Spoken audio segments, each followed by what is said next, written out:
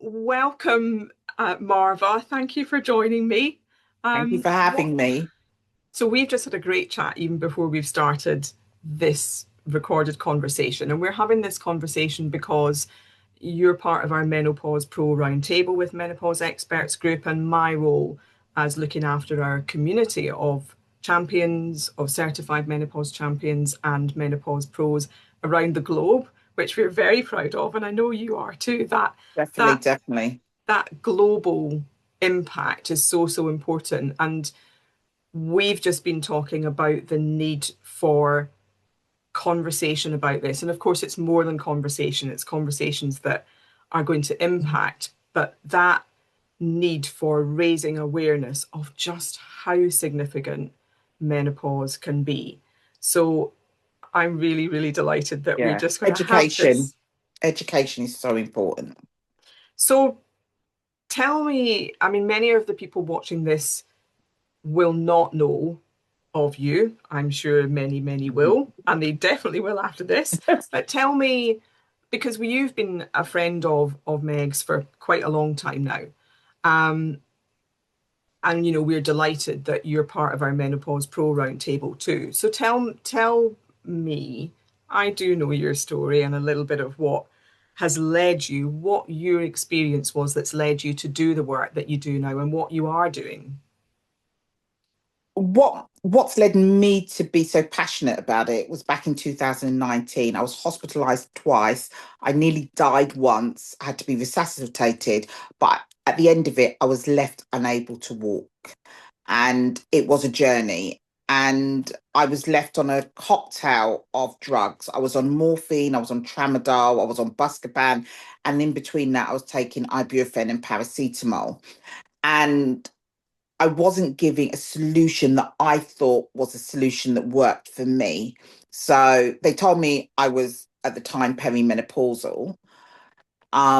And at that time in 2019, there wasn't a lot of talk about it. So I remember saying to my surgeon, what does that mean? I'm not going to be able to walk. And he didn't answer that question. He never said yes, he never said no. Um, which is why I'm so passionate about education. And when I was sent out of hospital after a week of being in hospital, I was with my mum and dad, and my mum had to transfer her downstairs living room into a bedroom for me. And literally just to go to the toilet to have a shower, my mum, my sister would have to take me. So for me, at that point, I thought I was going to be left paralyzed in a wheelchair for life. I never thought there was any way that I was going to be basically myself again. Um, After a week of being at home, I just thought this was ridiculous. I cannot live like this. And I couldn't think because my head felt like cotton wool. It felt really fuzzy. So I decided to stop taking everything. I'm not advocating that people should stop taking medication. That's not what I'm saying. But for me, I'm analytical. I needed to think. And I got the computer out and started doing my own research. Um, and then I hit on some natural solutions that could work. But unfortunately for me, I've got skin sensitivities which trigger eczema for me very easily. So a lot of the stuff I was asking my sister to go and get for me was just irritating and burning my skin. So I had to go back to the drawing board. And at that point, I decided that, okay, I'm going to do this for myself and work out how to get myself walking again because I knew what the problem was. I just needed to find the solution. And my problem was I had a lack of magnesium and iron in my body, and I also have low absorption. I've got a dairy and wheat intolerance, which is also a trigger to my Did you eczema. did you know about that those intolerances, for example? Yeah, I Did you did know know. about those before Yes, your I did. event? Let's call it that. Yeah, I did. Well, I knew I had a dairy and wheat intolerance because that was a trigger for my eczema. So I've always had to be careful with dairy and wheat anyway. Mm. So that I always knew. What I didn't know and what I wasn't told by my doctor was when they tested me and they realized I had what low iron and low magnesium in my body, they just gave me supplements and all tablets on prescription, and they were on repeat prescription. They never put together that if I've got this, I'm going to have this. And that's where the disconnect actually for me is. So what happened is, although I was taking the tablets from the doctor, instead of my magnesium going that way, it depleted to the point my joints actually seized up.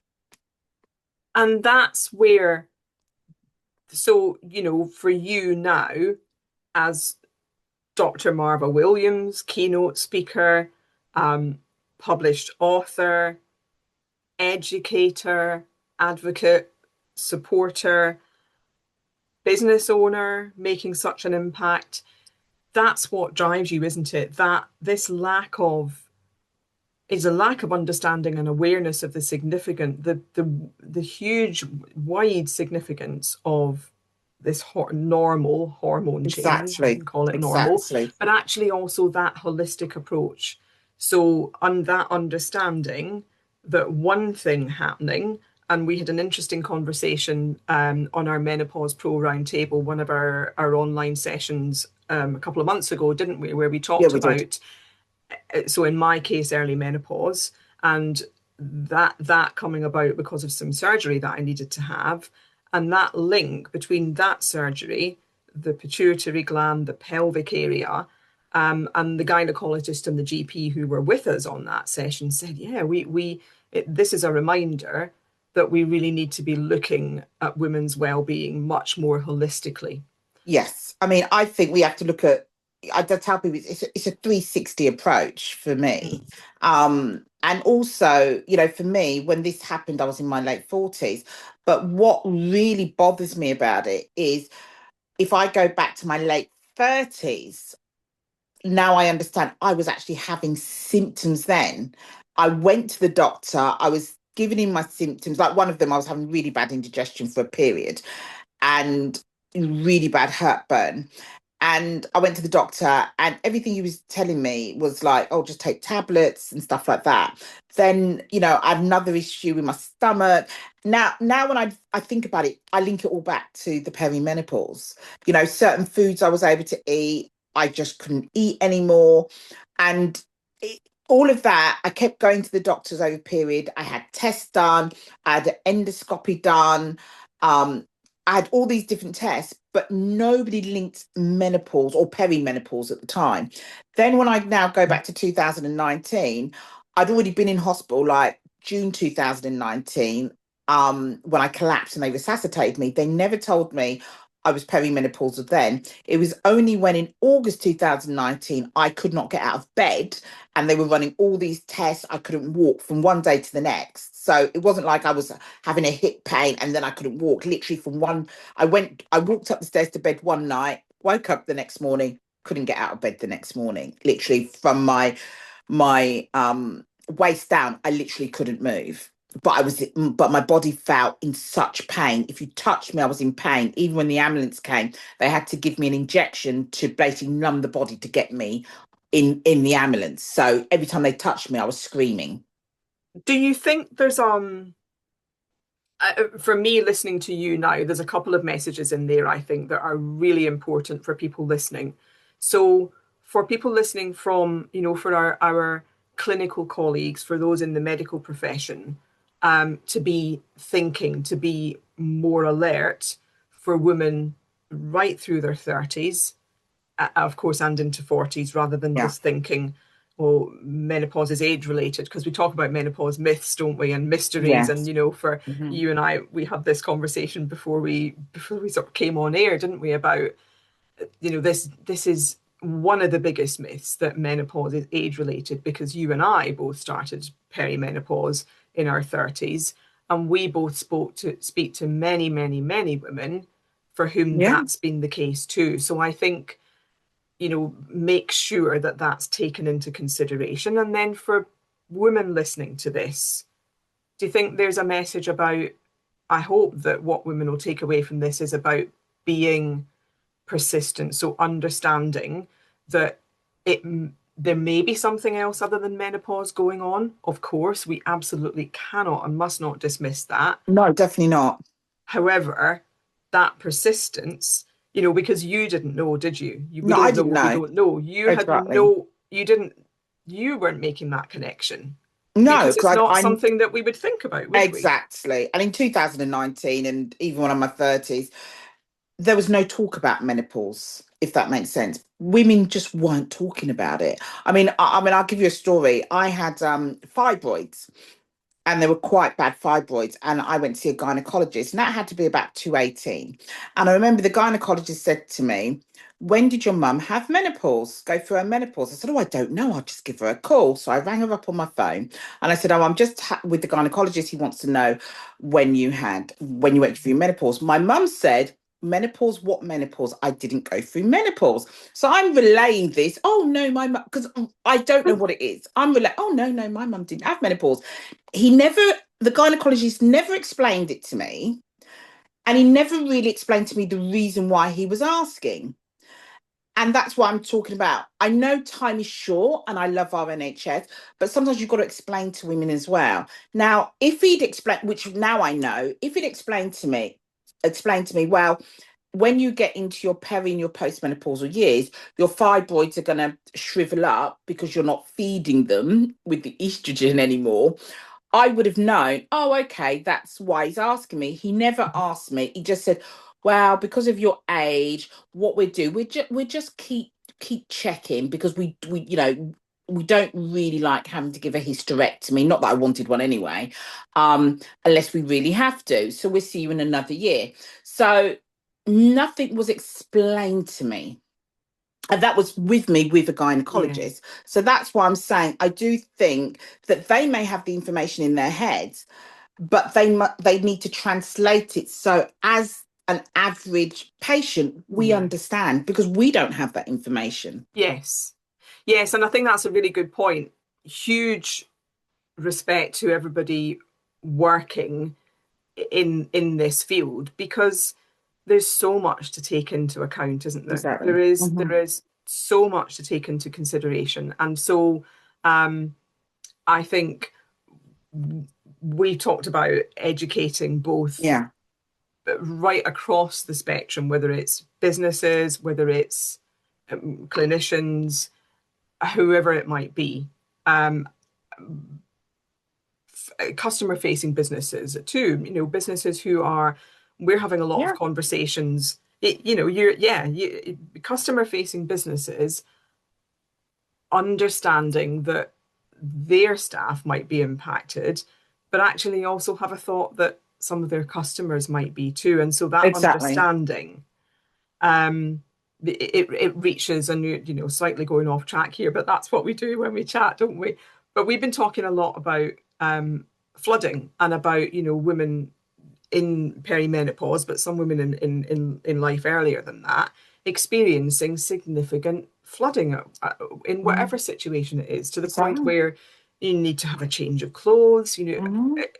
horrendously impactful, to say nothing of the horrible experience of going through that, but the dignity, and actually thinking then about awareness for organizations, for their teams, so that they understand when they're managing people, or how to support people, but also actually businesses that have got, I think I'm starting to get quite passionate about this. It might be a hospitality business, just a little bit of sensitivity. You don't necessarily need to have all the products available for women in a hygiene facility, because clearly that's probably not economically viable, Exactly. but Hmm. some sort of sign that says, if you need something, let us know, Hmm. and we'll do what we can to help, whether it's a Hmm. product, whatever it might be. Whatever it is. And flooding, and it's really interesting because a lot of us, as we get older, we experience a lot heavier periods. And I know I did. I had the fibroids. And literally, it's really embarrassing because you literally, I always had to take a change of clothes out with me because you just don't know when you're going to just go through, even though, sometimes you've got X amount of pads on, had Tampax on, and still within an hour, literally, it's all over. So, and I do think you're quite right. Workplaces need to have that sensitivity for their female employees. It's about dignity, isn't it? And then Mm. it's about colleagues also having some awareness um, of how to, don't even use the word handle, but how to be around that situation because it's difficult. And Mm, also I think for women too, there's and we've not really chatted about this before, Marva, but I know this is something that because every woman feels this. There's a fear about acknowledging that mm, this is what's happening to us. So I still find that words will just disappear out my brain. yes. However many years into all of this. And in that work context, do we want our colleagues to know necessarily that we've got the flooding, we just don't feel like ourselves, we sit down and we can't quite remember what it was we were meant to be doing, we've got a cleaning round to do or a hospitality round, and we're like, I don't, what am I doing now? And you want to bite everybody's head off. And there's a barrier to actually women acknowledging that that's what's happening to them because there's a concern that they then won't be taken seriously in the workplace.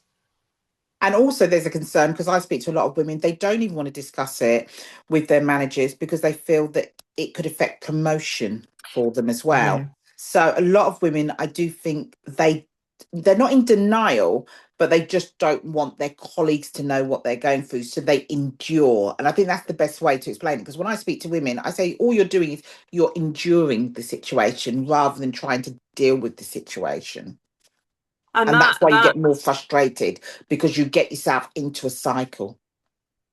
yes, that's true actually. It becomes all consuming and it potentially is anyway, isn't it? And then when you've Yes. got all the other stuff going on, and that, this conversation touches on something that we were talking about earlier, the whole the elements, the sort of the threads of fear throughout all of this, Mm, throughout all of our acknowledging that this might be something that's happening to us in terms of menopause, then being afraid to be open about it when it's not something that's talked about, and being being fearful about that next stage of life. So, women who have gone through the hormone impacts, the hormone changes of having children, are then suddenly thinking, or not, maybe not suddenly, but starting to become more aware because we're trying to educate, and they're thinking, oh my goodness, I've got all this to go through now.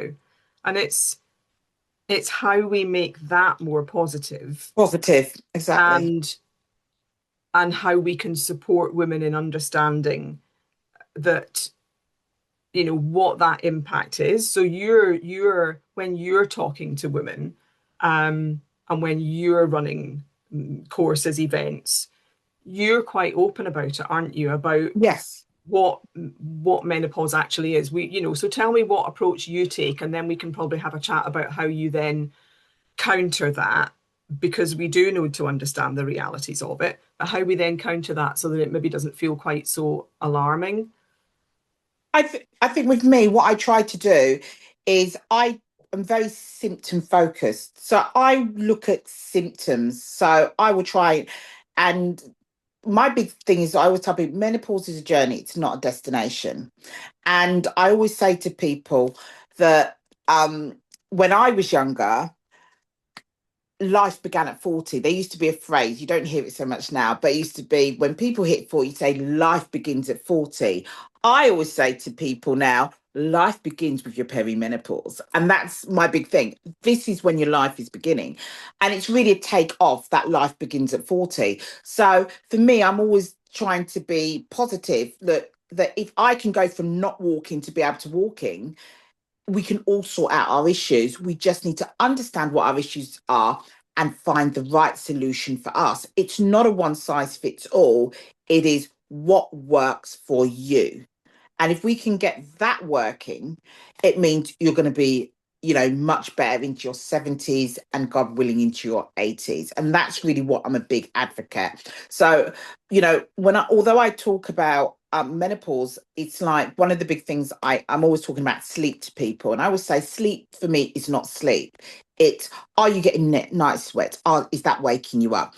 Is it because you've got restless legs? Is that what's waking you? Are you waking up? Some women in cramp. Is that what's waking you up? Once we know what the issue is, Yeah. then we can look at how can we find solutions that are going to help you. And that's Yes. why I also say solution focused. For me, it's not we do a talk and everybody goes away and everyone's like, oh my gosh. It's let's find some positive solutions that we can do. And it may not even be medication, it may be light exercise. It might be there's something I'm working on at the moment with exercise videos for women with plantar fasciitis and women that get sciatica. There's so many things that are at our disposal, but we're not always using, whether it's doing Pilates, which is really good for strengthening our core and, getting joint Dealing with movement hip going. pain as Hip well. pain, exactly. So for me, it's very much finding solutions. So not just when I do a talk, I will talk about a subject, but then I would also give lots of different things that people can try and people can do. So I always like to end on a positive, not a downer, if that makes I think sense. that is so important, isn't it? And and clearly it's something that's been playing on my mind. We've had the conversations about because in technical terms, it is a deterioration. Of course, it isn't. Hmm. Inevitably, as we progress through life, there's a Exactly. there's a change, and because we know so much more now about that the impact of that being due to that hormone change and that depletion of estrogen, which we were talking about earlier on, I think we do need to be aware, though, don't we? Because your mum saying, "Oh, I didn't go through menopause." Now, she probably would have had some symptoms, wouldn't She she? would But have. she, but Exactly. particularly sleep, some of these other things. But women were just very much conditioned to get on with it, and I think still are a lot of the Stiff time. upper lip. And Yeah, when I became ill, this is really interesting. My mum said she didn't go through menopause, which was really interesting. But the one thing she did, which I didn't know, because there's 9 years between me and my little sister, so I'd moved out from home by then, when my mum started having some severe symptoms, or she used to chew on ice, literally just get ice and chew on it. I started doing that about 37, 38. I would just take, literally, I had bags of ice and I would just chew on the ice. Now, I found out now that that's actually a lack of iron in your body. Now, that's really interesting. And the reason I'm talking about that is sometimes our mothers may have done something that we undo, but because they didn't relate it to menopause, they they didn't know never thought, why. they They didn't know didn't know why. why, did So they? Yeah. exactly. So so my mum doesn't chew on ice now. I don't even want ice now. But it's just interesting that there was that period that all I wanted to do, like I'd go out to even a restaurant, I'd say, could you get me a pint glass of ice? And I would literally chew on the ice. My friends will tell you because it used to be so weird to them. I'd literally, and then I'd say, can I have another pint? Literally in a meal, I could go through 3 pint glasses of ice. This is not a drink. This is just me chewing on the ice. Goodness me. But there's so much that and we, you and I talked about joint pain earlier on, didn't we? So, Yeah. we were talking about what are the big menopause myths and mysteries, and we talked about the myth of that it's linked to age somehow, and being told, oh, you're far too young to be going into menopause, and also that myth that when we reach post menopause, that somehow it'll all just stop. And that's such an important message because we've got to understand the impact on our bones, on our Exactly. heart, on Exactly. our brain. And, of course, research is really coming through strongly now, isn't it, on that link between Let's menopause and brain I health. was going to say it's so important, and there needs to be more research done in all these areas because we lose our estrogen progesterone a lot longer than men because we lose it earlier than men, which is why we will develop things like vascular dementia earlier than men if we're going to develop it. It's because that protection is gone for a lot Mm. longer than men, if that makes sense. And I think there's a lot more work that needs to be done even on our bone health. We lose that estrogen progesterone, even if it, let's say it's the late 30s, we're losing that and we've lost that protection a lot longer. So I'm a big advocate for what I call herbs that can help with bone health. Supplements, but they have to be the right supplements because I like clean supplements, not with lots of fillers and bulking agents, um, Absolutely. that can really help you. And it's really important that we maintain our bodies because they will deteriorate. Unfortunately, And I think that's where I do feel heartened that there's a lot more progress, Oh, that definitely. we are not just focused, because I was focused for most of my, young adult life and even into my 30s and probably arguably a little bit in my 40s too, I have to confess, very much around my size, my shape, what would be good for me. So I worked away from home a lot and I would think, oh, I don't really want to eat out again tonight. So I'll go to a well-known supermarket chain that quite often has shops in a train station and think, oh, I'll have a really big salad that's good Mm, for me. No notion of whether there was enough protein in it, for example. And then I think, well, I've been really good, so I'm going to have my chocolate because, of course, that hormone, up and down still at that mm, point, particularly in my 30s, I was really wanting the chocolate and it was always a trade-off. And I thought I was quite healthy.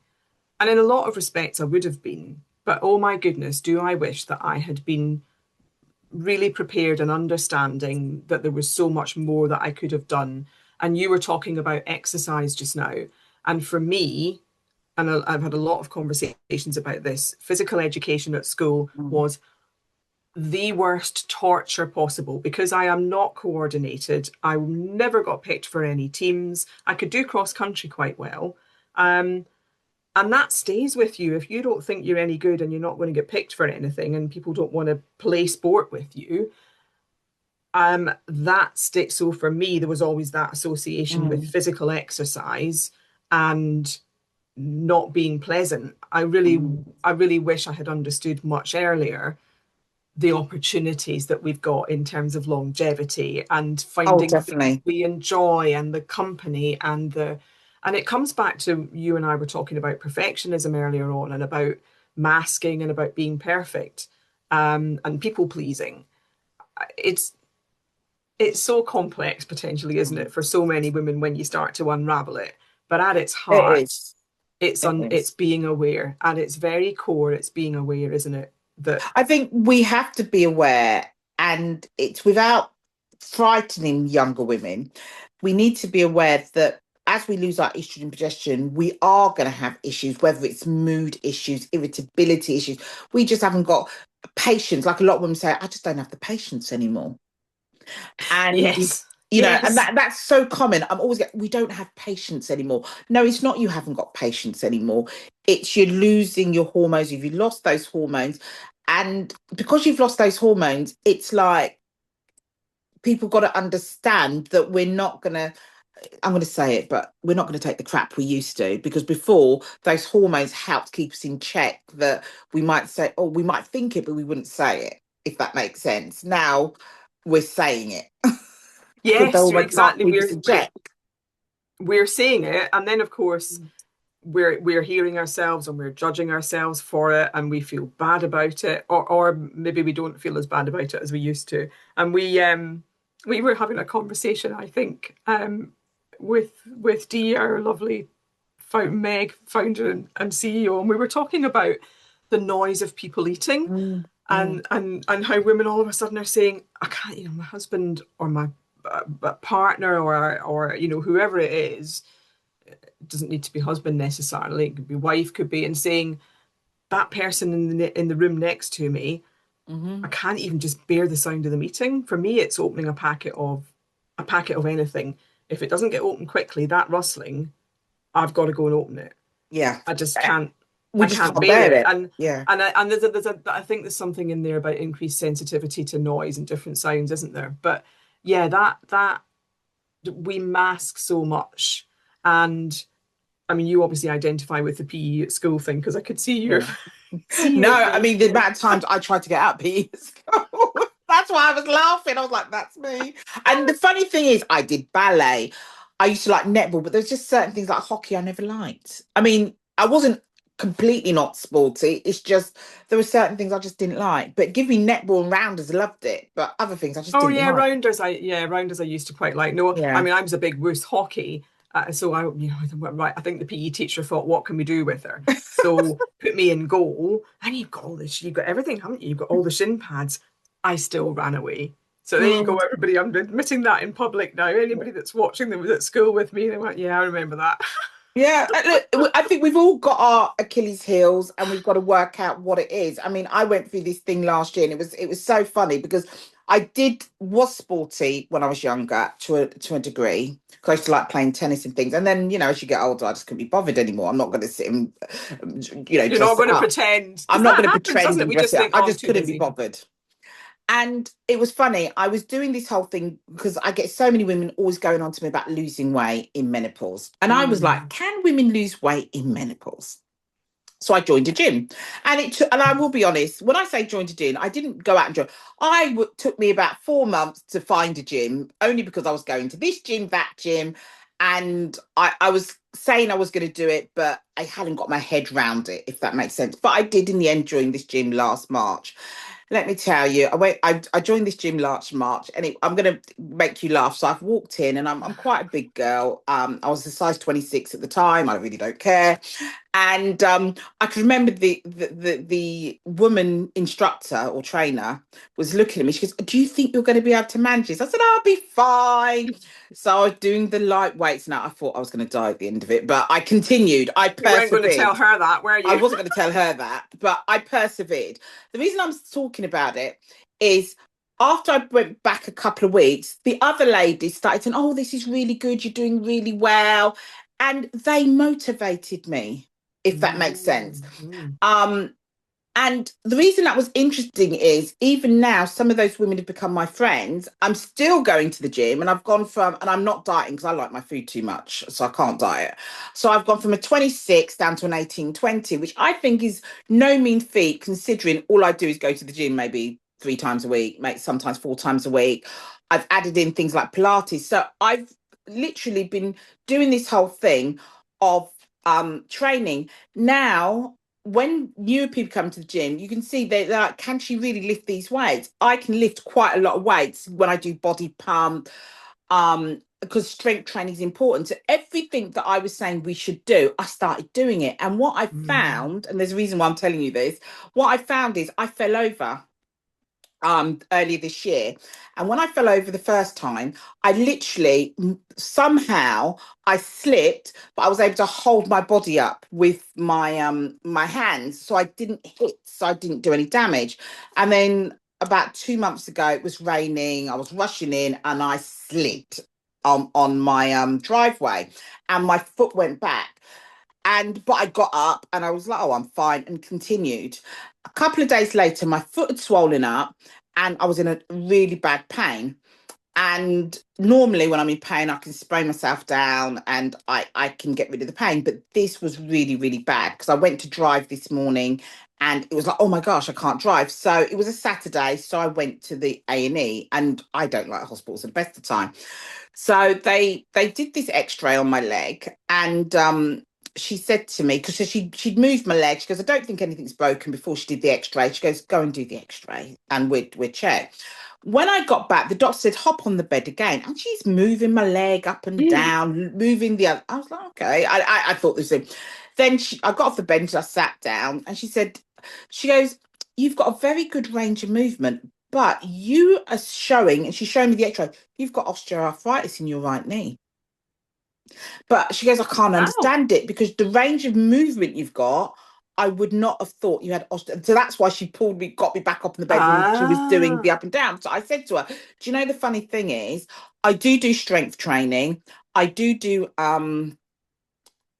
reformer Pilates, and I do use my own magnesium spray. I think it has to be the combination of that, because if someone had asked me Mm. before that, have I got osteoarthritis, I would have said no, because I don't get any pain in my knees at all. But obviously the X-ray showing it, and The I said X-ray showed it. the X-ray showed it up. I said what I think it is because I use my own sprays and I do my strength training plus I do my reformer Pilates. I think it must be the mixture. She said, keep doing what you're doing. Absolutely. That's that. And that in itself is really inspiring because, if you're not somebody who's naturally inclined to be what we think of as exercising, and we're seeing so much focus about strength training, um, there's a temptation to think, well, I've not done any of that for years. I haven't really looked after myself. That's not me. I'm a bit nervous about where do I start. Um,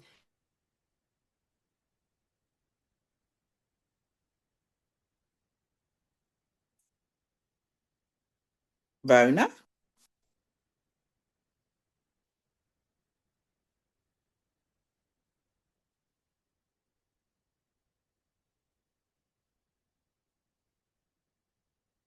Hello, hello. Hello? Oh, Ah, you're back again. You went lost. You I went, did. It's you went still, as I say. I've got a message saying my connection was unstable. Oh, okay. We'll Yeah. it happens, doesn't it? That's Right in okay. the middle No, of you were just literally saying about you have a tendency if you don't, if you've not done I think training if for you've not years.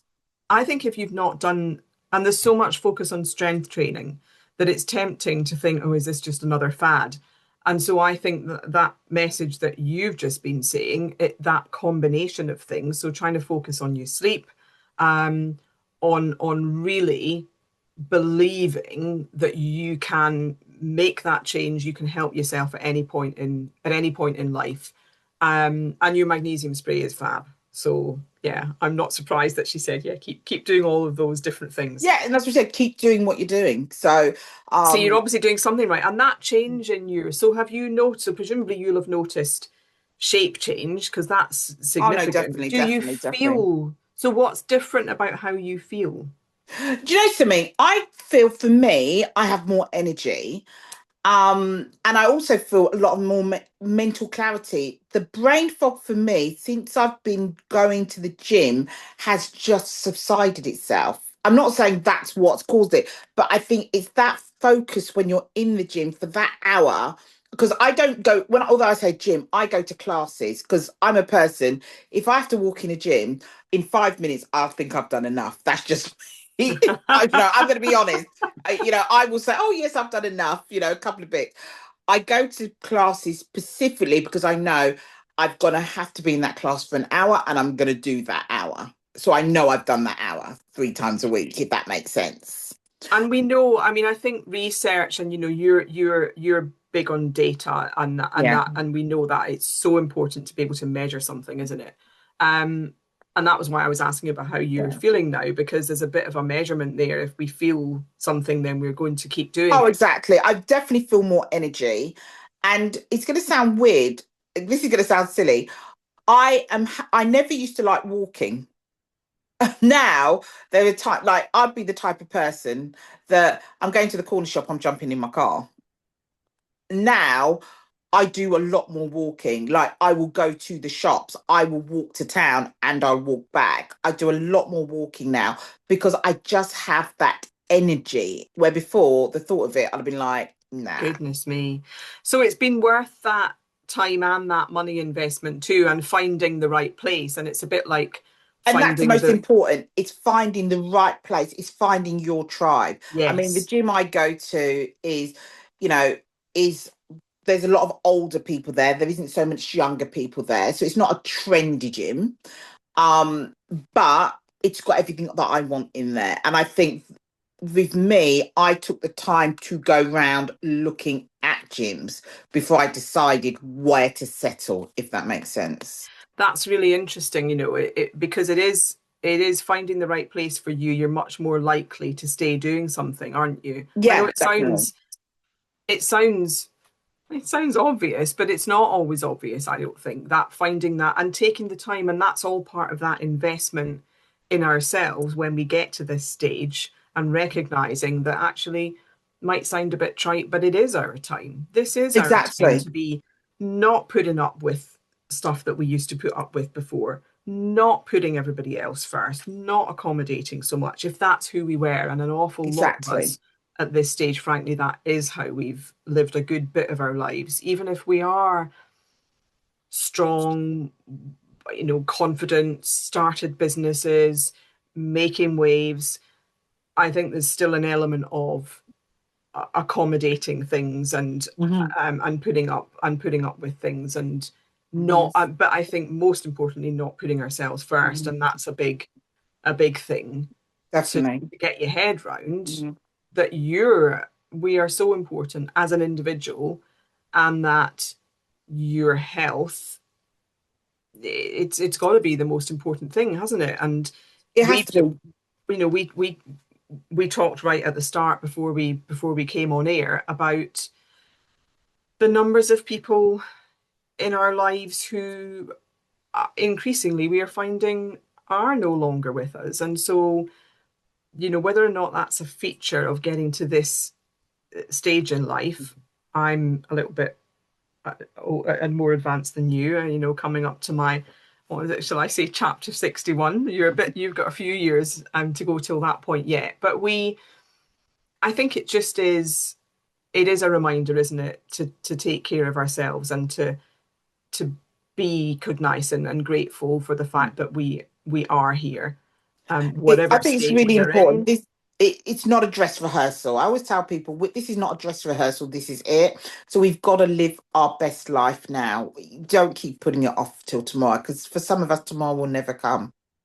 And No, that's and I not me do, being morbid. It's, when you've been to, like I was saying to you earlier, literally in the last month, I think I've been to 4 funerals.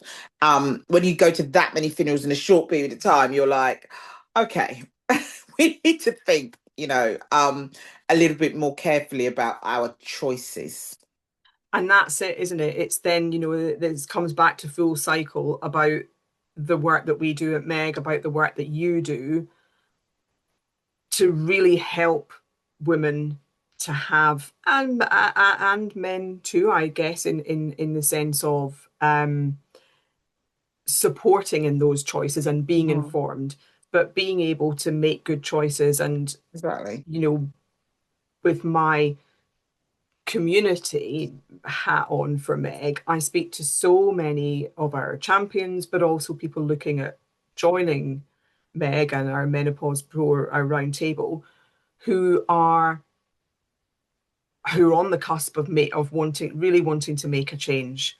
And I think that it's so exciting. It's so exciting that women It's it, are getting to this point of it's thinking, really you know exciting. what, this is my time. I've had a long career in it, could be nursing, could be business, leadership, education, whatever it might be, and feeling confident, being inspired by women like you who tell it like it is. It's not easy. It's not an easy path to take necessarily working for yourself, but the rewards are definitely there, aren't they? And just that getting to the point of saying, like, do you know what, I'm going to try this because this feels like it's right for me.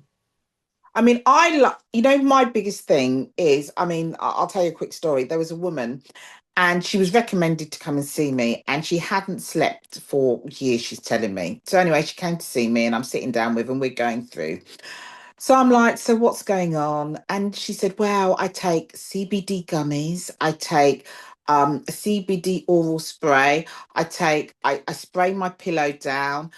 What else does she take? Night nurse, she's taking, and sleeping tablets. I said, you're taking all of that and you're not sleeping. I said, why are you taking all of that on a nightly basis? Because, well, my friend told me to take this, another friend's told her to take that, and I'm just hoping I'll get some sleep. And I said to her, listen, what we're going to do, I want you to stop taking everything from tonight, because this is all self-medicated. This is not a doctor's prescription. All she's done is built up and up and up. I said, stop taking everything from tonight. And all I want you to do is do this one thing. I want you to spray your legs down with this product. I want you to spray it on your pillow. And if you wake up in the middle of the night, spray 4 or 5 squirts on your chest and take deep breaths. I said, call me in a week. The next morning she called me. She goes, oh my gosh, I've had the best night's sleep ever. And I had an energy this morning to take the dog out for a walk. And that's why I do what I do. And that's why you do it. And that's because, and I think that's really important. This is not about us saying, you know, Marva's wonderful, you are. And, you know, products are wonderful. And it's about, you've not got to the point you have now with the product range and with your visibility and the impact that you're making without going through peaks, Yeah. troughs, tough times. It's really not easy to do that. And so knowing that you are genuinely making a difference is really important. And if you And don't that mind, is the difference for me, and that that, somebody doesn't have to take a myriad of stuff that wasn't even working, but they found one thing now that works. And I still speak to her up to now because we're going through other things because she's got other issues she now tells me about. But what is interesting is once you get somebody to open up to you and you can deal with one thing, you'll be surprised the other things they start opening up to Yes. you about. Yes, and this is where so much of business, it is about relationships, isn't it? It's Mm, about, and this brings me back to finding the right person. So again, we were talking about before we came on air, we were talking about exactly that, about there is a lot of misinformation out there. So thinking about, this woman that you've been helping, because she'll have been listening to all her friends telling her different things, possibly somebody that purports to be, in the know yes. somehow or other, Mhm. or an influencer or an ad, and we're bombarded with so much stuff. And it's the same for businesses, for organizations, as well as it is for individuals. That be be clear, do your due Mm. diligence to Oh, you find have to. somebody that is Mm. well trained, certified, accredited, um, because it's your business, it's your Exactly. life, it's your health. There's far Um, too much men washing going on, as you know, Rona. And mm, I'm always talking about it, and I'm tired of even listening to it because people tell me, "Oh, but this person says this and that person organizes." I'm like, use it, do it. If it works for you, fine. If it doesn't work, come back. I'm not going to sell you because one thing I don't do is I don't sell people anything. I always tell people you've got to do what's best for you. Like yes, I had to find the solution for me. And for me, it's about women understanding themselves. And sometimes understanding yourself isn't about a product. It's sometimes taking that time out to, like, there's somebody I'm dealing with that she's ended up leaving her husband. I don't advocate for leaving it, but she was really unhappy. But because she was so scared and she wanted to have the perfect life, and it was menopause that became the catalyst that she realized how unhappy she was. And I think all of us as women, sometimes we have to do our own housekeeping because we're so good at, I'm going to call it people pleasing, because we want to people please. We don't mm. realize that sometimes by doing the people pleasing, we're actually affecting ourselves as well. And very often we get to this point, and we have spent years, possibly the majority of our lives, in people pleasing mode. And Exactly. that Mhm. becomes so damaging and so impactful on our health. It Exact. And really, that's and what so I'm many saying. women Mhm. listening to this will identify with that, won't they? Yeah. That, when we talked about neurodivergence, and goodness me, that's a whole other conversation, isn't it? Yeah. But that it's this thing about masking. So whether you've been identified recently as being neurodivergent, ADHD, whatever path that is, um, or whether it's simply that you realize you just can't keep masking, can't keep dealing, can't keep going. And I think that's the other aspect. We talked about fear quite a lot, haven't we? And but actually that's the other aspect of it, that we can be a bit scared of the consequences of change, and Exactly. actually the people in our lives are too. So, if our partner's seeing this new, almost like new person emerging, then that can be difficult too. And this is where somebody who's got a really good understanding of all of the impacts of menopause in the round, the deeply impactful psychological aspect as well as the physiological, um, and that's what we're about, aren't we? Uh, Yeah. That's exactly what I'm about. It's about keep moving to get to the yeah, end of what the issue is yes, because we yes, deserve to live our best. I say we should be living our best lives because most of us, mortgage has been paid, children are off our hands, and this is our time. Let's lead the best life. And so many women I deal with, that is what they're in. And some of them, as I call it, the empty nest syndrome, and that's also giving them pause for thought. And I say to them, listen, find a new hobby, find something you can do for yourself. It could be cake decorating, it could be flower arranging, it could be yeah. Something that anything.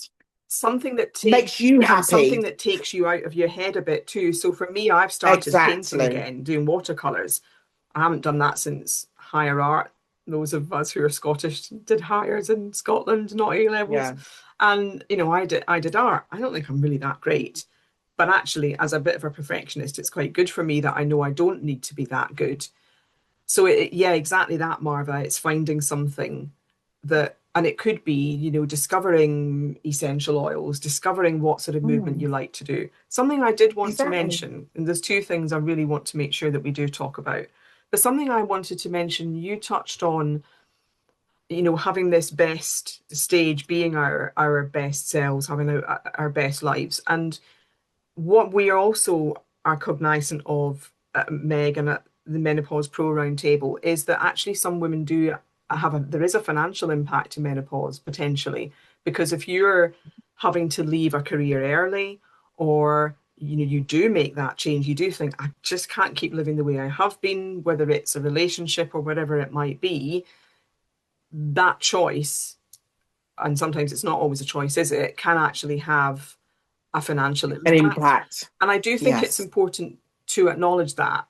And actually thinking, as we are so focused, and I know you are too, on raising awareness about the impact of this stage of life, I think we do need to acknowledge that. I really do.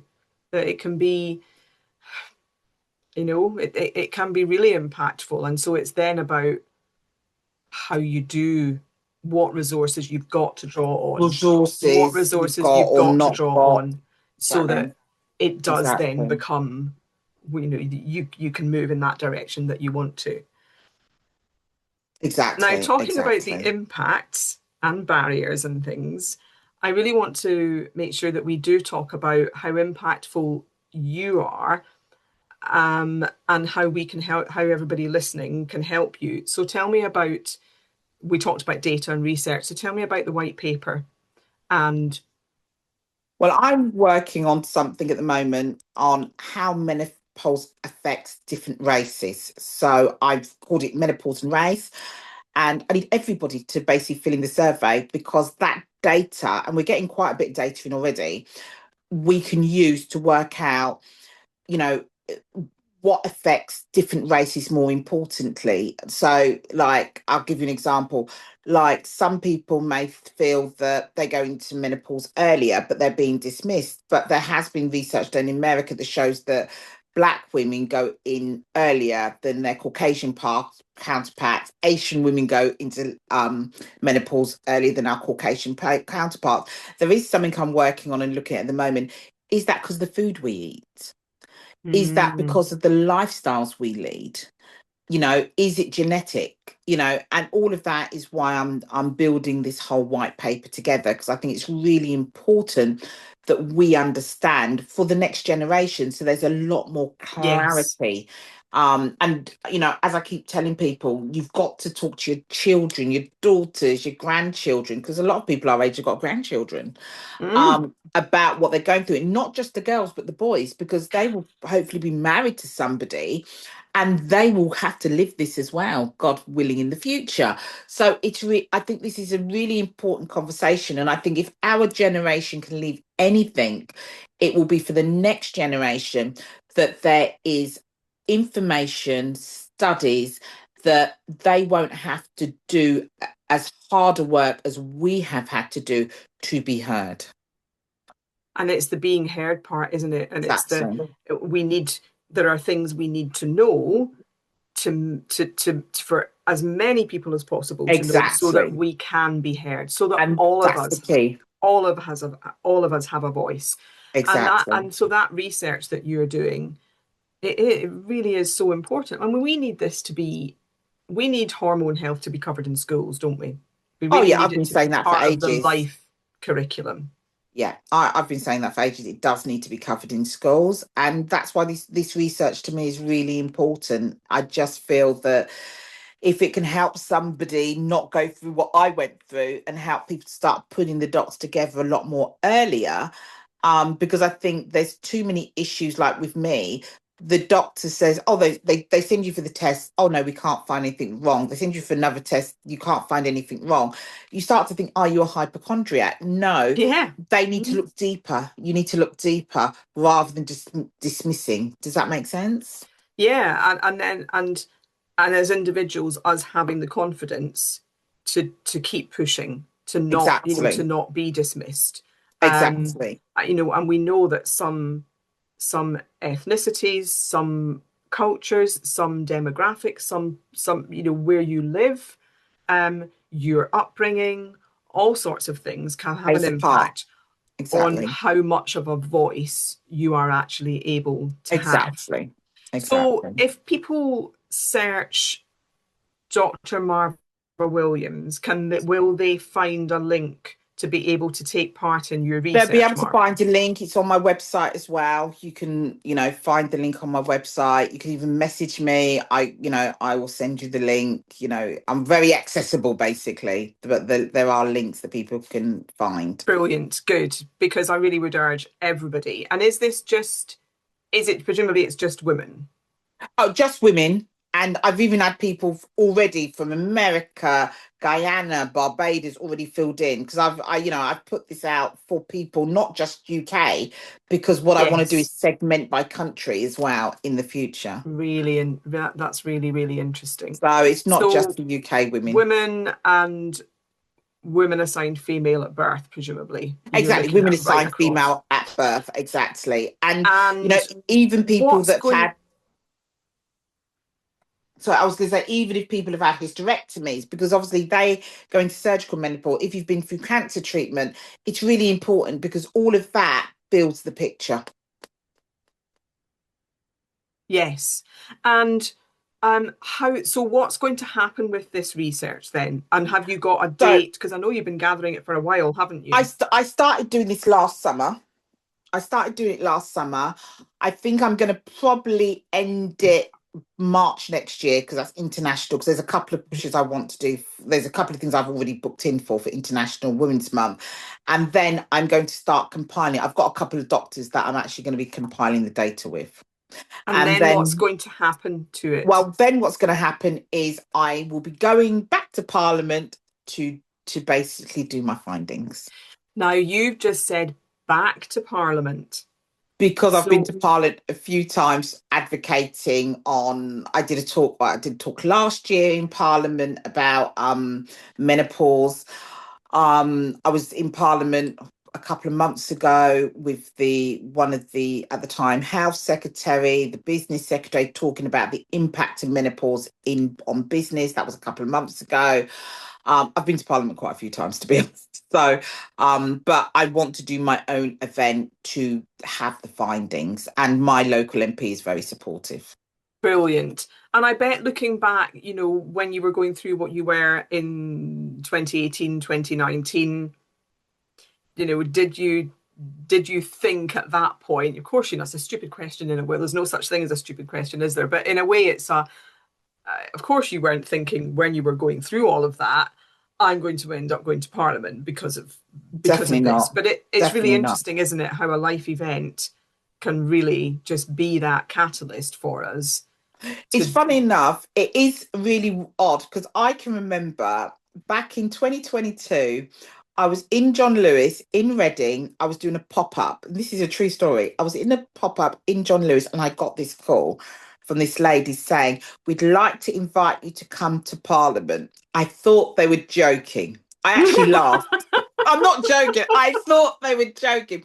We'd like you to come. We're doing this thing on women's health, menopause. We'd like you to come to Parliament. I actually laughed. She goes, please give me your email address so I can send the invitation.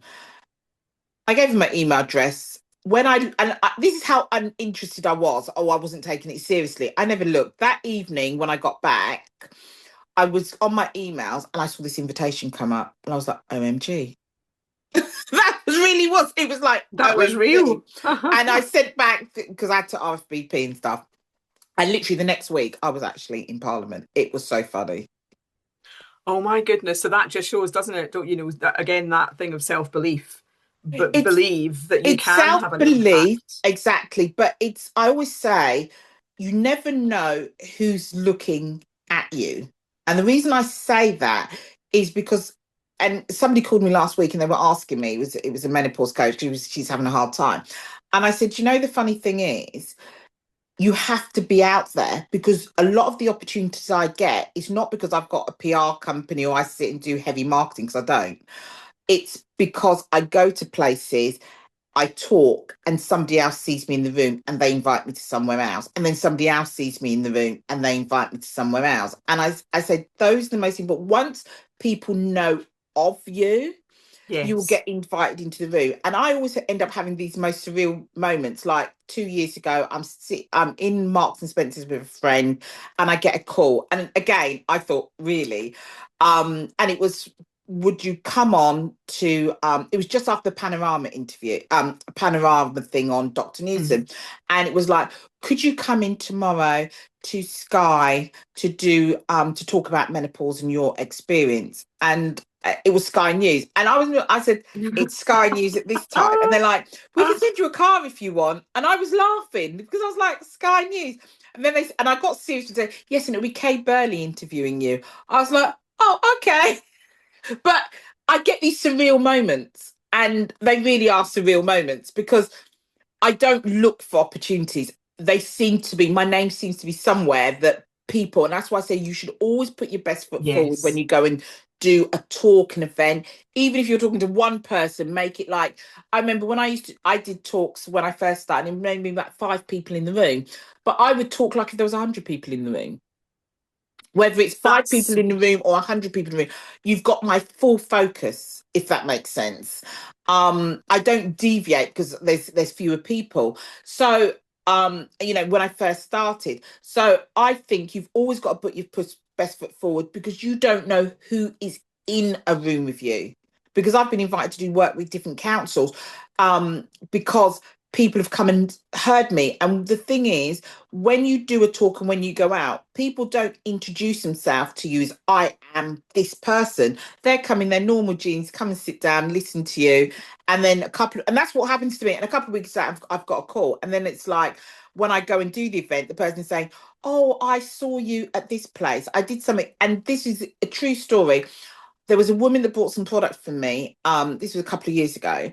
And then she brought some more product from me. And, we were just having these chats. And then a couple of months later, it turned out she worked for the mayor's office, and she invited me to come to the mayor's office for International Menopause Day to talk. This is in London, about Mhm. menopause. I didn't knock the mayor's office door. It was because she brought product. We'd had conversations over a period of time. She came in jeans. I would not have known she was a senior person at the mayor's office in London.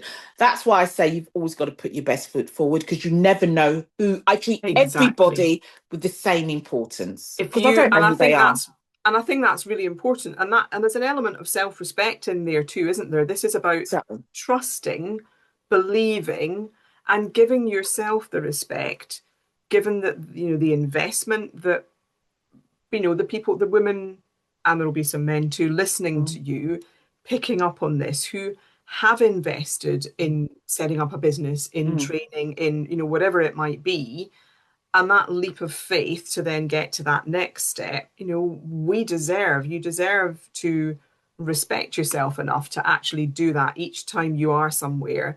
And when you're so mission led as you are, I know, mhm. being aware that Exactly. it doesn't matter where you are, you have got the potential to make a difference. And then that comes back to you. You reach more people, and from an income perspective, which is important, however mission led we are generally, Oh, exactly. we Mhm. need to have some income too, whether we're putting it into something else or whatever it might be. So I really love that message. And I've got another couple of things to ask you too in It's terms of okay. inspiration. So, um, a one liner, if you like, Marva, on the change that you most want to see is. So just let me know the change I most want to see is, and whatever it is. The change I most want to see is women being able to advocate for themselves, but being listened to at the same time. Too many women telling me they're still not being listened to. Yeah, it's it is, and it actually, just hearing you say that actually makes me feel quite sad. But there's hope. But it's Well, there's important. It's hope. important because there is hope. Exactly. We're the first generation. We're scratching the surface. There's a Yes, lot more work to be yes, done. there definitely is. And I'm just going to ask you for one more inspiration because this has been fantastic. And thank you. I've really, Oh, really, you're really welcome. enjoyed this conversation. And I know you have as well. We I could love it. chat for ages, I couldn't can. Yeah, we? I'm a talker anyway. Oh, well, do you know, I am too. I used to get, I bet you did too, an element of this. I used to get talks too much Working from class. Exactly. every Every report. class, Yeah. every school report. You knew it Yeah. was going to say talks too What's too much. much in class? Yeah. But there are worse things that could be said, I Well, think. I always say to my mum now, you see, everybody used to say I talk too much in school, but look at me now. What do I Yes. do? I have to talk. You have to talk almost for a living, don't you? So you see it was meant you found your Exactly. path earlier on, didn't you? And I Exactly. think there's an awful lot worse things than that. Exactly. So listen, to just finish off this wonderful chat, if one woman listening today feels lost, unheard, or frightened by what she's experiencing, what would you like to say directly to her? You know what I'd say to every woman? Menopause is a journey, not a destination. All you've got to do is work out what works for you. So find that person that will listen to you, that will go through things with you, but never lose hope because, you know, there's so much life to live. And I say that to all my clients. Let's work on what your issue is and take it one step at a time. You know, you may think you've got 10 issues, take one issue, work on that issue, and then go to the next issue. That's a brilliant place to stop. It really is, Marva. Thank you for that. You're welcome. Thank you Thank for you. having You're me. going to make a huge difference to very many people I know. Thank you.